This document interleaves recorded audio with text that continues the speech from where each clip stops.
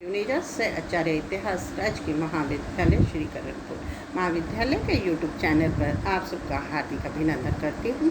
आज मैं BA part second विषय इतिहास पेपर सेकंड के अंतर्गत आहड़ की सभ्यता के बारे में आपसे चर्चा करना चाहती हूँ। आहड़ की सभ्यता ये भी हमारे राजस्थान की जो प्रागैतिहासिककालीन सभ्यता है उसके अंतर्गत एक बड़ी महत्वपूर्ण सभ्यता जो है मानी जाती है और कालीबंगा की सभ्यता की तरह इसकी भी अपनी अलग विशेषताएं हैं और जिसका इतिहास में अत्यधिक महत्व जो है माना जाता है। आहड़ की सभ्यता इसके अवशेष वर्तमान उदयपुर जो है उसके निकट जो है मिले हैं और इस सभ्यता के विकास में बनास नदी, आहड़ नदी, बांग नदी, पिंड नदी, बेड़ज, गंभीरी, कोठारी कई छोटी नदियों का और भी सहयोग जो है माना जाता है। विशेषकर इस सभ्यता के विकास में आहड़ और बनास नदी जो है इसका अत्यधिक महत्व होने के कारण इसे इतिहास में आहड़ की सभ्यता और इसके साथ साथ बनास घाटी की सभ्यता जो है इसके नाम से भी जाना जाता है। आहड़ की सभ्यता इसको इतिहास में आहड़ की सभ्यता के अलावा इसको ताम्रवर्ती सभ्यता भी कहते हैं क्योंकि यहाँ पर विशेषकर तांबे के बने हुए उपकरण जो हैं अत्यधिक मात्रा में जो हैं मिले हैं और इसके साथ साथ इस सभ्यता को इतिहास में धूलकोट की सभ्यता और इसको इतिहास में अघाटपुर की सभ्यता और इसके साथ साथ इसे यानी इतिहास के अंतर्गत इस स्थान को महासतियों के टीले के नाम से भी जो है जाना जाता है। और इस सभ्यता के बारे में एक विचार ये भी आता है कि जैसे कालीबंगा की सभ्यता एक नगरीय सभ्यता थी लेकिन आहड़ की सभ्यता जो थी ये ग्रामीण सभ्यता थी क्योंकि खुदाई से जो अवशेष मिले हैं वो उसके ग्रामीण होने का प्रमाण जो है देते हैं। और इस सभ्यता के बारे में इतिहासकारों का ये भी कहना है कि ये जो अरावली क्षेत्र था ये वहाँ पर 3 और पहाड़ और 1 और नदियाँ बहती थी। ये क्षेत्र अत्यधिक उपजाऊ था और उपजाऊ होने के कारण लोगों ने इसे अपना निवास स्थान बनाया और इसलिए यहाँ पर ये सभ्यता जो थी विकसित हुई।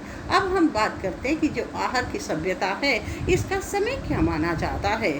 कहते हैं कि जो अनुसंधान हुआ है, खुदाई हुई है और उस खुदाई से जो अवशेष मिले हैं उसके आधार पर इसके समय के बारे में अलग अलग विचार जो हैं आते हैं, जिसमें जैसे इतिहासकार गोपीनाथ शर्मा जिन्होंने राजस्थान का इतिहास नामक पुस्तक लिखी है उन्होंने आहड़ सभ्यता का काल 1900 ईसा पूर्व से लेकर 1200 ईसा पूर्व जो है माना है। और इसके समय के बारे में जो जानकारी मिलती है उसमें कार्बन 14 वैज्ञानिक एक पद्धति है उसके अनुसार इसका समय 2000 ईसा पूर्व से लेकर 1200 ईसा पूर्व जो है माना जाता है। और खुदाई से वहाँ पर जो बर्तन मिले हैं उन बर्तनों के आधार पर उसके डिजाइन के आधार पर इसका समय 2000 ईसा पूर्व से लेकर 1000 ईसा पूर्व जो है माना जाता है। अर्थात इसके समय के बारे में अलग अलग विचार हैं, उससे हम ये अनुमान लगा सकते हैं कि ये सभ्यता 1000 से लेकर 2000 ईसा पूर्व जो के अंतर्गत जो थी बन गई।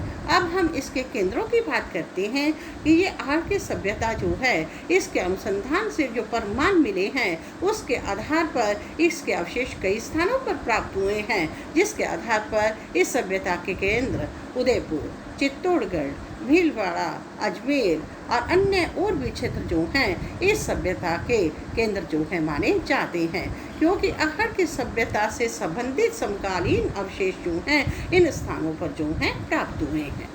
आहड़ की सभ्यता के जहाँ तक अनुसंधान की बात आती है, खोज की बात आती है, इसके अनुसंधान का कार्य जो था कई इतिहासकारों के द्वारा किया गया।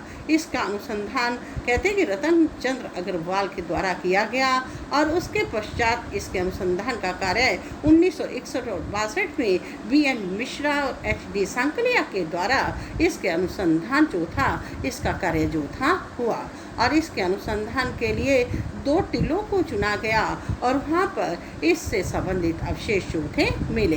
अर्थात इस सभ्यता का इतिहास में जो महत्व जो है माना जाता है। इस सभ्यता के अंतर्गत जिस क्षेत्र को चुना गया उसको स्थानीय लोग धूलकोट के नाम से या अघाटपुर के नाम से जो थे जानते थे और इसकी खुदाई के लिए जो टीले चुने गए वो 1500 फीट लंबा और 45 फीट ऊंचा था और उसके नीचे जब इसकी खुदाई की गई उससे यहाँ पर रहने वाले लोग और उनके रहने के तौर तरीकों के बारे में जानकारी जो थी मिली। अब हम इस सभ्यता की विशेषताओं के बारे में आपको बताते हैं कि ये आहड़ की सभ्यता एक ऐसी सभ्यता थी जिसका कई बार उदय हुआ और कई बार विनाश जो था हुआ। और इस सभ्यता में खुदाई से जो प्रमाण मिलते हैं उससे ये पता चलता है कि ये सभ्यता जो थी यहाँ पर एक के बाद एक इस सभ्यता के अंतर्गत अलग अलग तरह के लोग रहे और उन्होंने अलग अलग अपनी सभ्यताओं का विकास जो था किया। पहले स्तर पर इस सभ्यता के जो अवशेष मिले हैं उसमें मिट्टी की दीवारें और बर्तनों के टुकड़े जो मिले हैं उससे ये पता लगता है कि ये सभ्यता का प्रथम काल था। और दूसरे स्तर पर जो अवशेष मिले हैं उसके अंतर्गत कहते हैं कि जो दीवारें मिली हैं उसके अंतर्गत कहते हैं कि उसमें कुछ घास फूस मिलाकर उन दीवारों को तैयार किया गया है और उसके ऊपर मिट्टी के लेप और बर्तन के कुछ टुकड़े भी जो हैं मिले हैं। और तीसरे स्तर पर जो अवशेष मिले हैं उन बर्तनों में चित्रित बर्तनों की जानकारी जो है मिलती है। और चौथे स्तर पर जो अवशेष मिले हैं वहाँ पर तांबे की कुल्हाड़ियाँ मिली हैं और कई प्रमाण मिले हैं। इससे ये पता लगता है कि यहाँ के लोग जो थे वो अलग अलग रूपों में यहाँ पर रहे। उन्होंने अलग अलग समय में अपनी सभ्यता का विकास किया और समय समय पर उनके रहने के तौर तरीके बदलते रहे। अर्थात यहाँ पर एक के बाद एक इनके अलग अलग प्रमाणों के मिलने के कारण इस सभ्यता को इतिहास के अंतर्गत एक विकसित सभ्यता या इसके विकास के क्रमिक विकास के बारे में हमें जानकारी जो है मिलती है। आहड़ की खुदाई में लोगों के रहने के जो मकान मिले हैं उन मकानों का साइज अधिकांशतः 30 फीट लंबा और 20 फीट चौड़ा है और इसके अंतर्गत कई कमरे बने हुए हैं और उनकी छतें जो हैं बांस की बनी हुई हैं। फर्श जो है काली मिट्टी या नदी की जो बालू है उसको मिलाकर जो है बनाए गए हैं।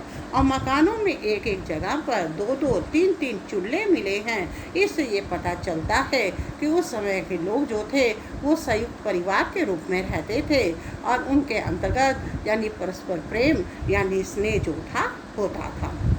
आहड़ की खुदाई में तांबे की मुद्राएं, तांबे की मूर्तियाँ, तांबे के बने हुए त्रिशूल और कई और वस्तुएं भी जो हैं मिली हैं जो उसके ताम्रयुगीन सभ्यता होने का प्रमाण जो है देती हैं। कहते कि आहड़ की खुदाई में जो तांबे की मुद्राएं मिली हैं उन मुद्राओं के अंतर्गत एक मुद्रा के ऊपर त्रिशूल खुदा हुआ है, दूसरी मुद्रा के ऊपर अपोलो का चित्र है जिसके एक हाथ में तीर और दूसरे हाथ में तरकस है और एक मुद्रा ऐसी भी मिली है जिसमें यूनानी भाषा में कुछ लिखा हुआ है। इससे ये पता लगता है कि इस सभ्यता का यूनान के साथ भी संबंध था और इस सभ्यता का ये समय जो है 2री शताब्दी ईसा पूर्व जो है ये आंका जाता है। कहते हैं कि आहड़ की खुदाई में कुछ पत्थर के बने हुए यानी ऐसे टुकड़े मिले हैं जो बेडोल है, चतुर्कोण, त्रिकोण इस आकार के हैं लेकिन आगे से बड़े पैने और तीखे बने हुए हैं। शायद इसे छीलने के लिए, कूटने के लिए, काटने के लिए या सुरक्षा के लिए इन हथियारों का प्रयोग जो था किया जाता था। इससे हमें इसके बारे में जानकारी जो है मिलती है। उन मुद्राओं के बाद हम बात करते हैं कि उस समय के लोग जो थे उनके आभूषण कैसे होते थे। आहड़ की खुदाई के अंदर जो आभूषण मिलते हैं उसमें विशेषकर मोतियों के बने हुए, मणियों के बने हुए आभूषण जो हैं अधिक मिले हैं। उन यानी आभूषणों के अंतर्गत कांच के, मिट्टी के, सीप के और हड्डियों के बने हुए यानी मोती मिले हैं जिनके आकार गोलाकार या अलग अलग अंडाकार इस तरह की यानी शेप के या आकार के हैं। उनके बीच में छेद है और जिसमें कुछ छोटे साइज के, कुछ बड़े साइज के हैं जिससे ये पता लगता है कि इन आभूषण मोतियों से आभूषण बनाए जाते थे और लोग उसे धारण जो थे किया करते थे। अर्थात ये उस समय के आभूषण जो थे हैं माने जाते हैं। अब हम मूर्तियों की धर्म की बात करते हैं कि आहड़ की खुदाई के अंतर्गत कहते हैं कि वहाँ पर कुछ पूजा के पात्र मिले हैं और पूजा के लिए कुछ देवी देवताओं की मूर्तियाँ मिली हैं और इसके अलावा कहते हैं कि कुछ दीपक मिले हैं जिससे ये पता चलता है कि लोग धर्म को मानते थे और दीपक जलाकर देवी देवताओं की उपासना की जाती थी और लोगों का धर्म में विश्वास था। इससे के बारे में ये भी जानकारी मिलती है। और खुदाई के अंतर्गत कुछ खिलौने भी मिले हैं। इसमें बैल, हाथी, चक्र इत्यादि तरह के खिलौने हैं। इससे ये पता लगता है कि लोगों को खिलौने बनाने की कला भी आती थी। आहड़ की खुदाई के अंतर्गत कहते हैं कि कुछ लोगों के भोजन जो हैं इनके बारे में भी जानकारी मिलती है और उसमें कुछ हड्डियाँ मिली हैं। इससे ये पता लगता है कि लोग मांसाहारी थे। और कई ऐसे बड़े बड़े बर्तन मिले हैं जिसके अंतर्गत गेहूँ, चावल, धान इत्यादि का यानी कि भूसा मिला है। इससे ये पता लगता है कि उस समय के लोग जो थे वो कहते हैं कि शाकाहारी भी थे। वो इस तरह के शाकाहारी भोजन जो थे किया करते थे और धातुओं का प्रयोग करना भी उन्हें आता था। अब हम व्यवसाय की बात करते हैं कि जो आहड़ के लोग थे उनके व्यवसाय के अंतर्गत कृषि ये लोगों का व्यवसाय था।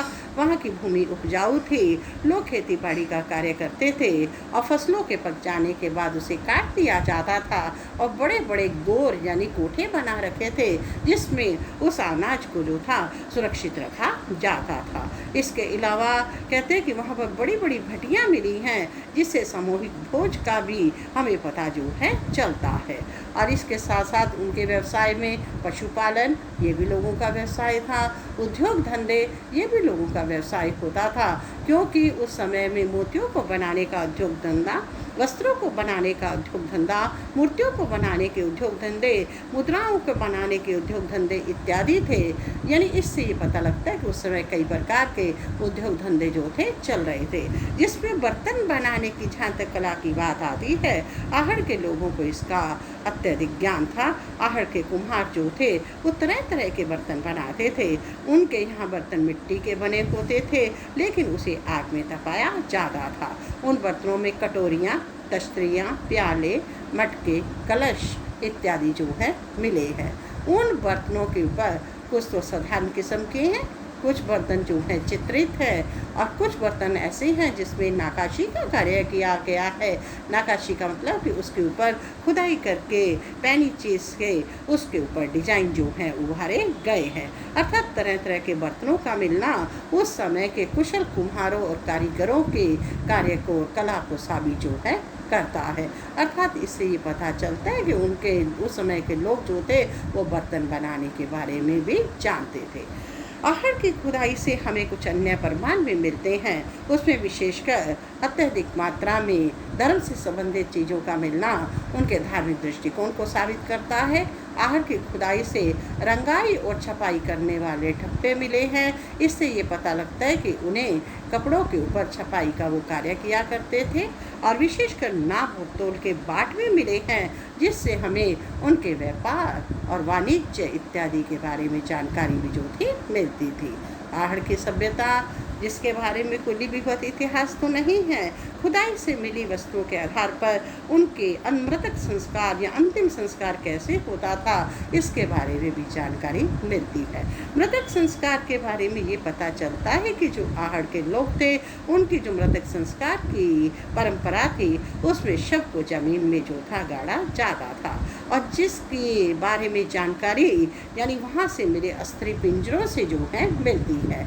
वहाँ के जो अस्थि पिंजर मिले हैं उसके अंतर्गत उनके शरीर के ऊपर आभूषण यानी उसके साहित्य उसे दफनाए जाने का प्रमाण मिलता है और जिसका सिर उत्तर में और पैर जो है दक्षिण में रखे हुए हैं और उसके साथ आवश्यक सामग्री भी पड़ी हुई है। इससे अनुमान लगाया जाता है कि आहड़ के लोग जो थे वो मृतक संस्कार के लिए बड़े विधिवत तरीके से इसका संस्कार करते थे। कालीबंगा की तरह आत्मा पुनर्जन्म को मानते थे और इस प्रकार मृतक संस्कार के लिए उन्होंने ऐसी परंपराएं जो थी अपना रखी थी। इस प्रकार हमने कालीबंगा की तरह आहड़ की सभ्यता के बारे में आपसे चर्चा की। उसके अंतर्गत अलग अलग छोटे छोटे पक्षों के बारे में बताया और इससे हमें ये साबित होता है कि जो आहड़ की सभ्यता थी ये प्रागैतिहासिक काल की एक बड़ी महत्वपूर्ण यानी सभ्यता थी और उस समय सांस्कृतिक क्षेत्र के अंतर्गत लोगों ने काफ़ी विकास कर लिया था। अर्थात ये सभ्यता जो थी वो विकास की ओर अग्रसर जो थी हो चुकी थी। इसलिए इतिहास में जब हम प्रागैतिहासिक काल की सभ्यताओं की बात करते हैं तो राजस्थान की सभ्यताओं में इस सभ्यता का भी इतिहास के अंतर्गत अत्यधिक महत्व जो है माना जाता है। धन्यवाद।